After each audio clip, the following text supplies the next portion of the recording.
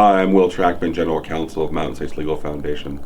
In the wake of the January 29th tragic collision at Washington Reagan Airport, our hearts go out to all the victims and their families, and many of you have asked about our case against the Federal Aviation Administration related to race discrimination in air traffic controller hiring. That case, filed in December of 2015, remains ongoing, and I'm here to give you a little bit of an update about where things stand and where things may go from here.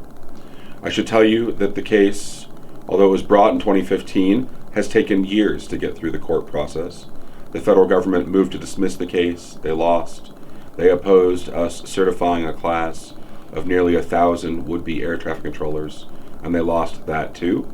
And the Biden administration, during its tenure, threw up roadblock after roadblock to stop the case. They've asserted attorney-client or work product or deliberative process privileges over thousands of documents, over 14,000 documents, and they have sought tooth and nail to try to delay the case at every turn. We've also filed Freedom of Information Act requests related to diversity, equity, and inclusion training and hiring at the FAA. We filed those requests in May 2024, asking for expedited review due to the public need. That was rejected because, according to the agency, we couldn't identify an imminent threat to public safety. And here we've seen the terrible impact of, unfortunately, the slack in the FAA system. Those FOIA requests remain outstanding. The case continues. We've reviewed over 150,000 documents. We've deposed over 20 witnesses. Expert reports have been exchanged, and briefing will come up in 2025 with a possible trial date in 2026. So while the wheels of justice move slowly, Mountain States remains as committed as ever to making sure that the people who would have been air traffic controllers and their families see justice.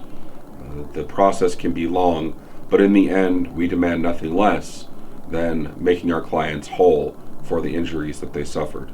Race discrimination has no place in our country. It certainly has no place in government hiring, and it has absolutely no place in positions of safety, like in aviation, where there's nothing that can matter less than the race or the sex of the person who guides your plane down to the ground. So with that, let me tell you that we are very grateful and thankful for your support all these years. We know that the scourge of race discrimination under the Obama and Biden administration must come to an end, and we look forward to a future update where we can tell you that the case has come to a successful resolution. Thank you, and we look forward to answering any of your questions